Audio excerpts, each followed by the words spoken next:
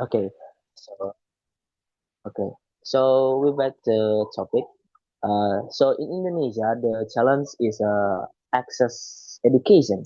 So for me, in West Kalimantan, is the education level is standard, like in Jakarta, in East Java, in Bali, but in Papua, in Papua, for example, the student in maybe in like in 17 years old, but 18 years old, they can read properly.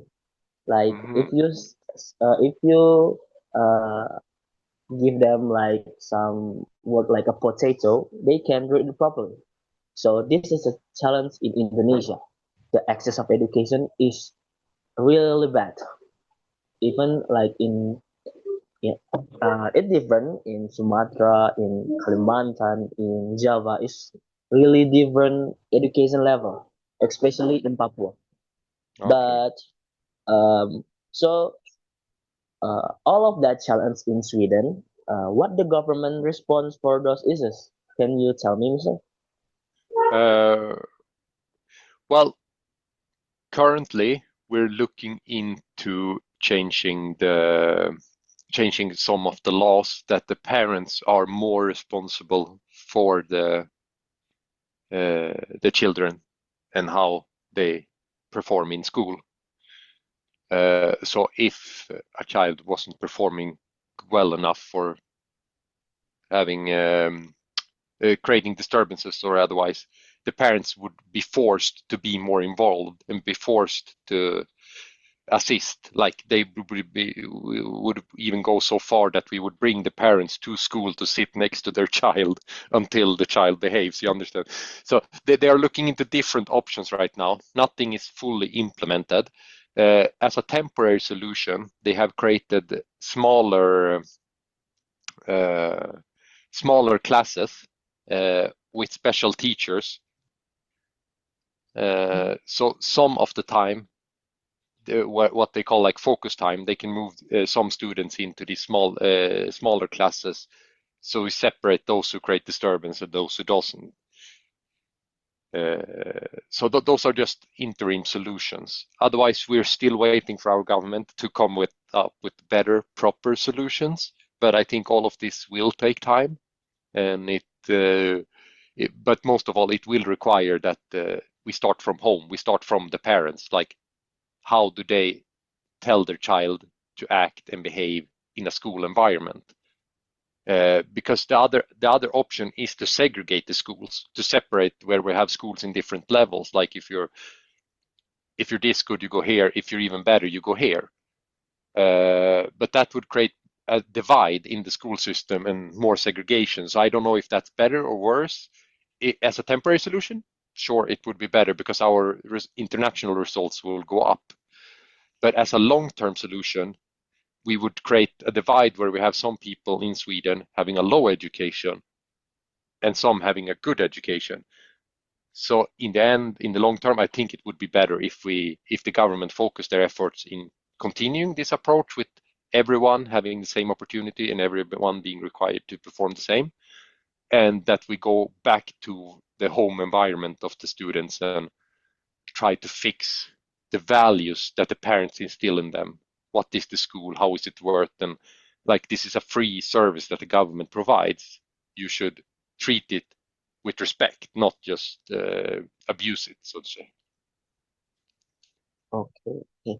Okay. So it's interesting. The temporary the temporary solution is make a smaller class is real it's a new idea for me, like make a smaller class and make a special teacher, and let's your focus time is some great idea, and maybe I can imply it in uh in my internship later. Okay, so Yeah. it's a very interesting experience for me. Uh, Okay. Okay, I can Mr. also Andrea. mention that when we have kids that have trouble focusing because they have some type of disorders like ADHD or ADD, if you know what you do you know what that is? Yeah, yeah, yeah, I know that. Yeah, yeah, It's like, yeah. yeah, I So understand. we have always have some students that have those diagnoses, right? And they go to the same school and same class as everyone else. But because they are having trouble focusing for long periods of time on subjects that they find really, really difficult, and it could be not only because their lack of focus, but also because maybe they have trouble with their eyesight or hearing, or they have dyslexia, so they cannot really read, and then they fall behind. In Sweden, we always have special teachers assigned to those. So if you, for example, in my son's class, they have one kid that have ADHD and he cannot really sit still and focus, and he cannot control his feelings. So the government has assigned him a special teacher that sits with him in the classroom, and whenever he gets too disfocused and like he talks too much or he starts running around or not focusing, then that special teacher will take him out to a separate room and continue the lesson only with him one-to-one. So to let the other kids continue focusing. So that is an example of how we treat the students like this in Sweden, that we always assign them another teacher, a special teacher just for that child, to try and mitigate the disturbance that they're causing and try to get them into a more calm environment. Okay, so in Sweden, the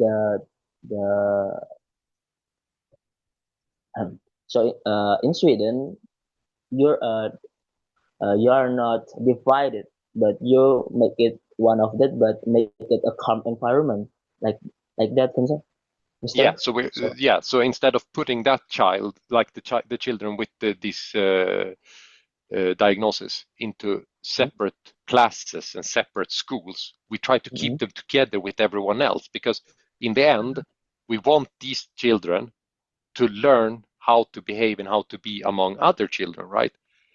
It will take time, because it's when you're small, like when you're 6 to 10 years old, it's very hard to control your feelings and everything when you have these diagnoses, right?